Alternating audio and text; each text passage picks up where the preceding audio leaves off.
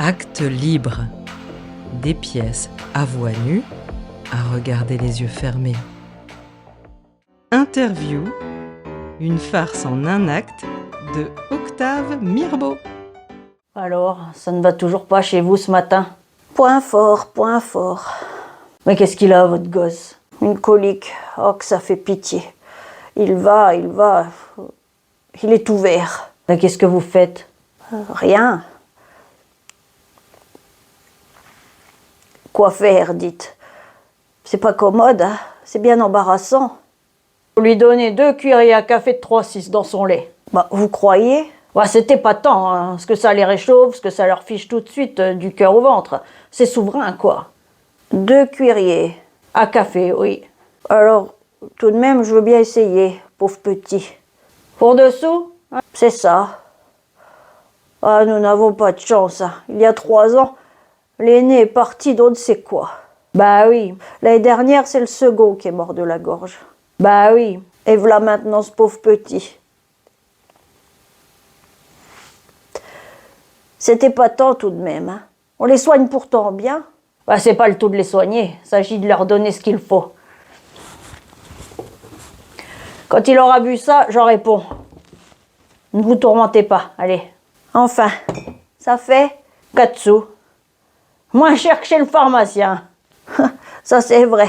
Et meilleur goût. Pour sûr. Voilà 4 sous. Merci. Je m'en vais bien vite. Et meilleure santé chez vous. Pauvre petit. Monsieur Chapuzot, s'il vous plaît. C'est moi, monsieur, pour vous servir. Très bien. Gros, brun, 45 ans, bras courts, face bestiale, ouais, c'est bien ça. Qu'est-ce qu'il dit? D'abord, un boc. Voilà. Et bien tiré. Voilà. Vous appelez ça bien tiré? Enfin.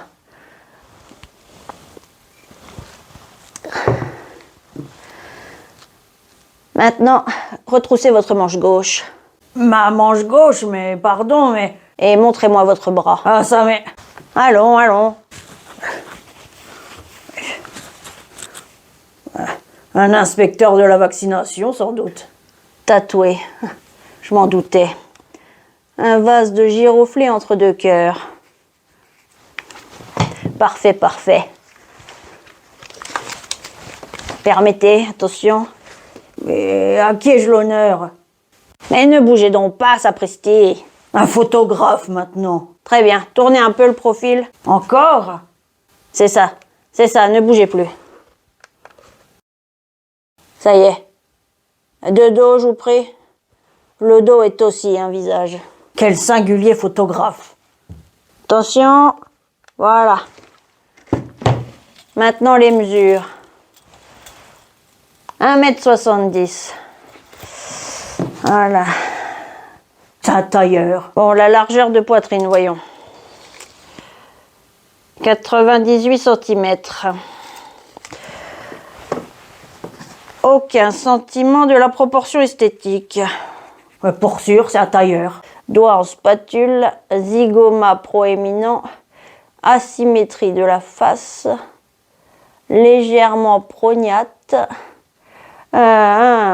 Plus dangereux encore que je le croyais. Mais quel drôle de tailleur. Maintenant, causons. Pardon, mais me direz-vous... Quoi? À qui ai-je l'honneur de parler? C'est juste l'intervieweur en chef du mouvement. Plaît-il? L'intervieweur en chef du mouvement. Ah, Vous ne connaissez pas le mouvement?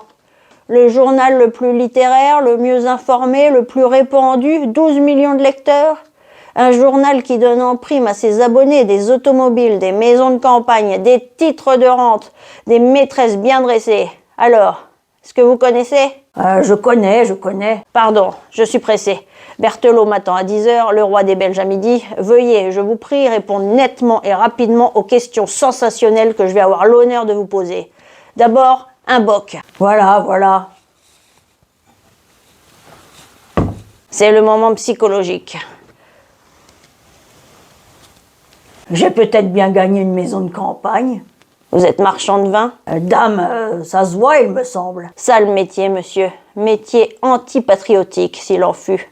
Ivrognerie, débauche, alcoolisme, dégénérescence, dépopulation, socialisme peut-être. Tous les poisons, enfin, cela vous regarde. Mais dites donc, vous. Mais il ne s'agit pas de ça pour le moment. Je ferai d'ailleurs cette enquête prochainement. Elle est urgente. À la question. Mais c'est pas malheureux. Je vais peut-être savoir que j'ai gagné une automobile. Donc, vous êtes marchand de vin, vous l'avouez. Mesdames, Et vous avouez aussi vous appelez Chapuzot. bien sûr, Théodule Joseph. Faites attention à ce que vous allez répondre, c'est très grave, excessivement grave. Et bien sûr, je m'appelle Chapuzot, comme mon père. Très bien. Vous viviez depuis longtemps en mauvaise intelligence avec votre femme? Avec ma femme. Oui, parbleu. Ah, ça c'est fort, je ne suis pas marié. Parfait. Concubinage en plus, tout cela se tient. Alors, vous viviez en mauvaise intelligence avec votre maîtresse? Quoi? Mais qu'est-ce que vous me chantez avec ma maîtresse? Dame, puisque vous prétendez n'être pas mariée, comment voulez-vous que j'appelle celle avec qui vous vivez en mauvaise intelligence? Votre marmite? Mais elle est bonne. Mais non, mais elle est trop bonne. Mais je n'ai point de maîtresse non plus. Vous n'êtes pas marié et vous n'avez pas de maîtresse à d'autres, monsieur Chapuzot. Mais puisque c'est la vérité. La vérité, oui. Vous savez, on ne me la fait pas, celle-là. Je la connais. Je les connais toutes. Inutile de nier plus longtemps. Voyons. Votre femme vous trompe-t-elle? Est-ce vous qui trompez votre femme? Enfin, qui trompe-t-on ici? Mais non de non. Vous ne m'avez pas compris, je vous dis. Oui, oui, vous voulez faire le malin. Mais sapristi, je vous dis. Le loustic, le fanfaron, le simulateur, ça ne prend pas. Mais puisque voyons. Ça ne prend pas avec la presse, vous savez. Je vous engage, Chapuzot, à ne pas vous jouer plus longtemps de la presse. Je suis la presse, moi, Chapuzot.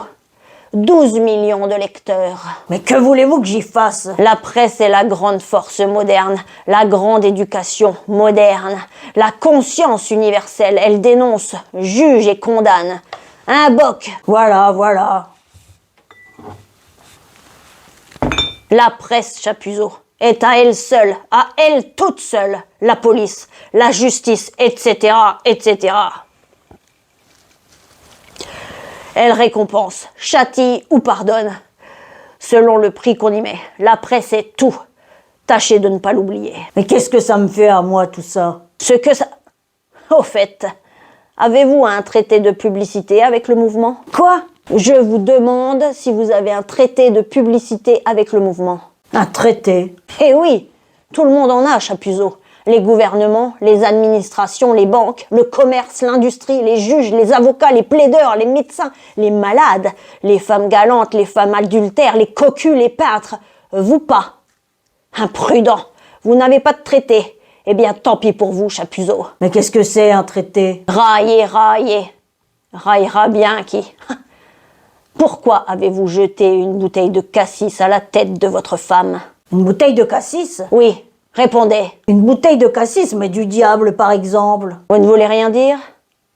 Très bien. Une bouteille de cassis, mais sacré matin. Taisez-vous. Ne mentez pas.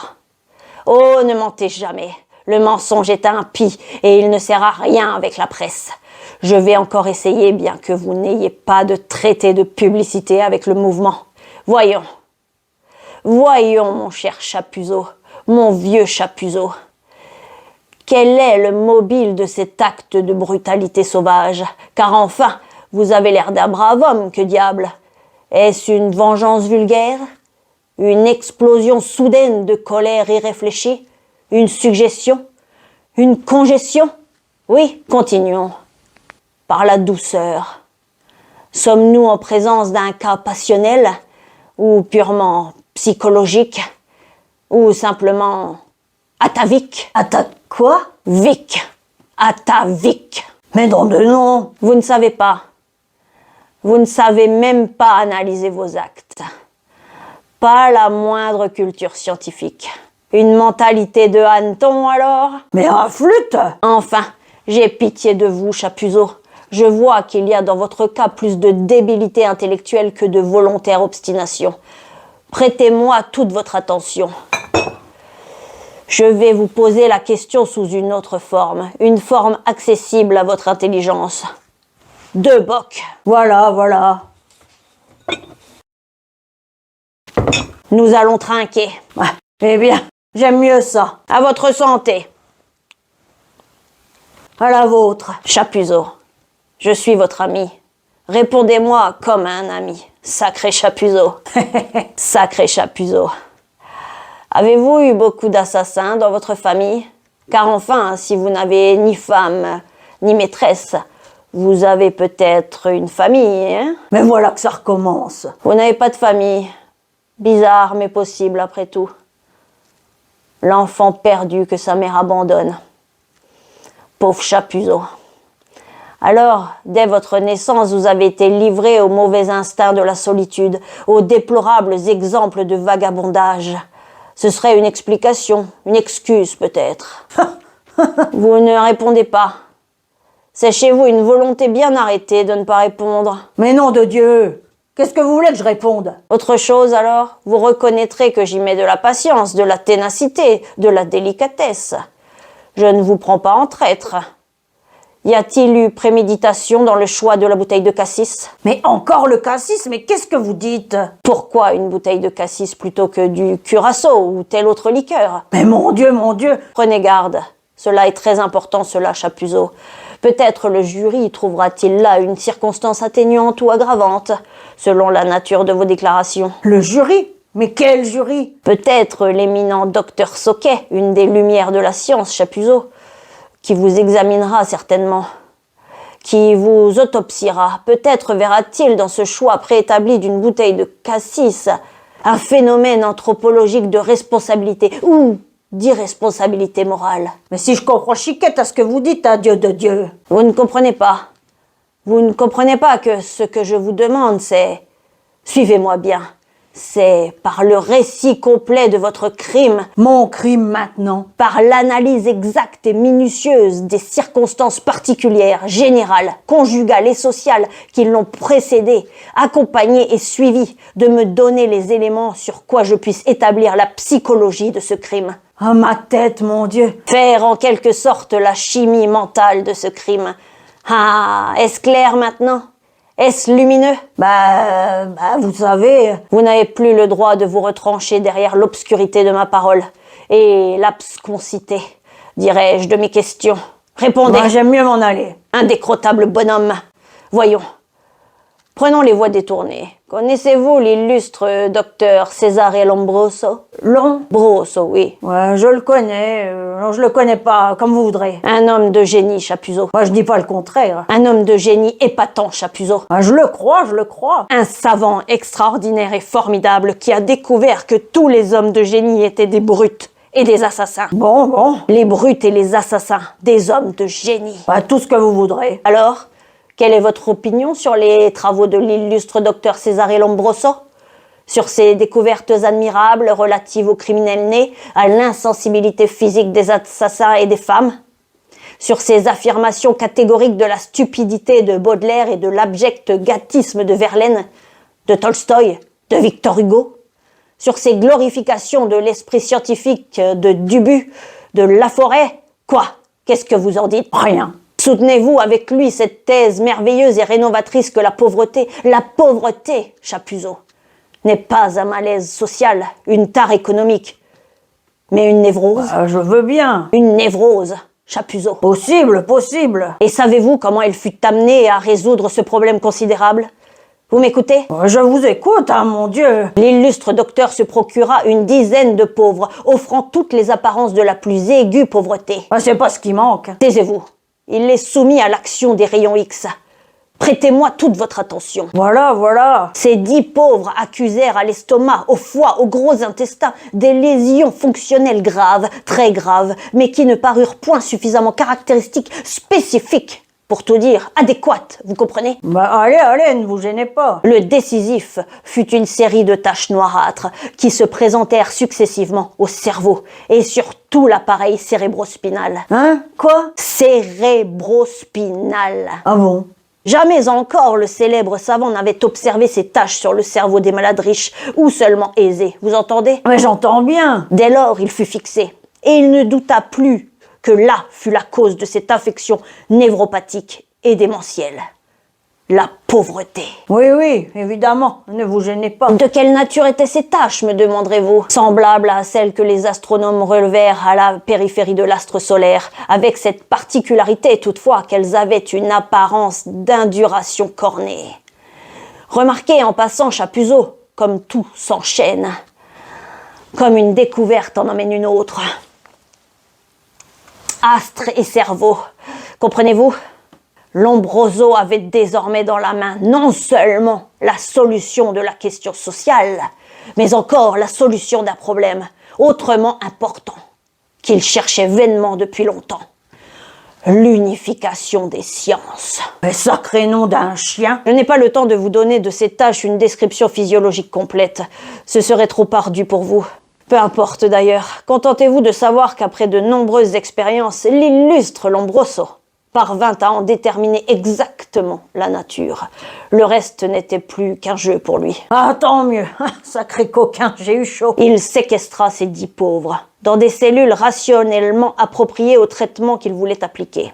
Il les soumit à une alimentation intensive, à des frictions iodurées sur le crâne, à toute une combinaison de douches habilement serrées et graduées, bien résolu à continuer cette thérapeutique jusqu'à guérison parfaite.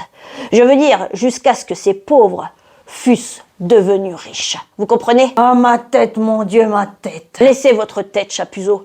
Le docteur Soquet, monsieur Deibler et moi, nous nous occuperons de votre tête plus tard. Monsieur Deb... Écoutez, au bout de 7 semaines de ce traitement, il arriva ceci. L'un de ces pauvres avait hérité une somme de 200 000 francs. Ah, Un deuxième avait gagné le gros lot au tirage des obligations de Panama. nom de nom, nom de nom. Un troisième, une maison de passe modern style, à l'une des nombreuses loteries du mouvement, 12 millions de lecteurs. Le vénard. Le quatrième, plus heureux, ayant trompé la vigilance de ses gardiens et étant sorti dans la rue, avait eu les 2 jambes broyées par une automobile, ce qui lui valut une belle indemnité de 60 000 francs. Bah ça, par exemple. Les autres étaient morts. On les avait pris trop tard. C'est vrai, ça? Tout ce qu'il y a de plus vrai. C'était pas tant. Non, c'est scientifique. Et servez-moi un boc. Voilà, voilà.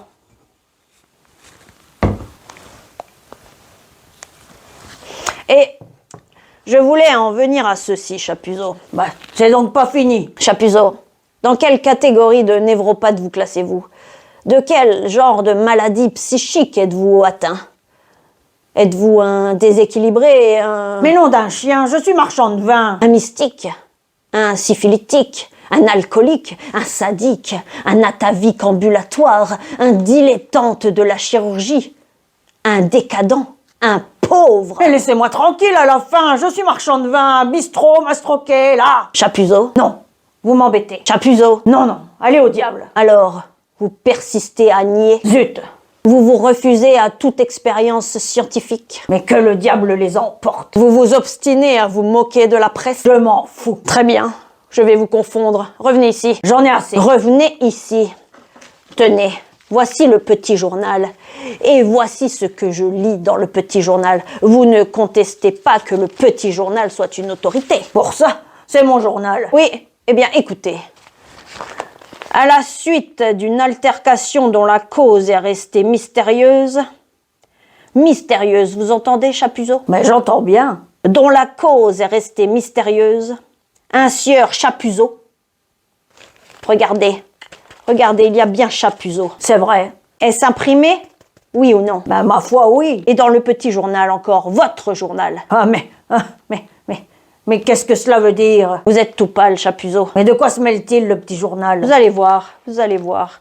Ah, vous ne faites plus le fanfaron, le loustique, le syphilitique, le simulateur.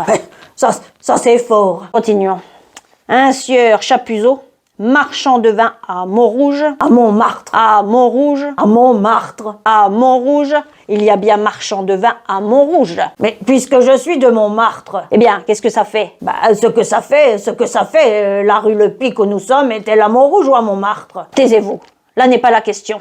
Sieur Chapuzot, marchand de vin à Montrouge. Martre. Rouge. Martre. A lancé une bouteille de cassis à la tête de sa femme. Évanouissement, marre de sang l'état de la malheureuse est très grave, etc., etc. Voilà. Mais encore une fois, je ne suis pas de Montrouge puisque je suis de Montmartre. Rouge. Martre. Trêve de plaisanterie.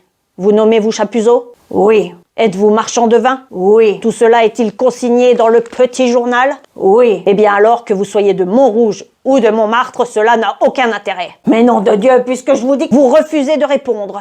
Vous croyez vous en tirer par des dénégations enfantines, des calembours, des pitreries? Très bien. Enfin, monsieur le journaliste, c'est pourtant clair. Ça se comprend facilement du moment que je suis de Montmartre. Rouge. Martre. Rouge. Martre, martre, martre et martre. Oui, oui. Allez, allez. Je suis à bout de patience. Je dirai dans le mouvement le plus littéraire, le mieux informé, le plus répandu, 12 millions de lecteurs. Je dirai, Chapuzot, que vous mettez de la strychnine, non. De la pepsine, non. De la fuchsine dans votre vin. Je dirai que vous avez fait un enfant à votre fille et même un infanticide. Car enfin, si vous n'avez ni femme, ni maîtresse, ni famille, vous avez peut-être une fille.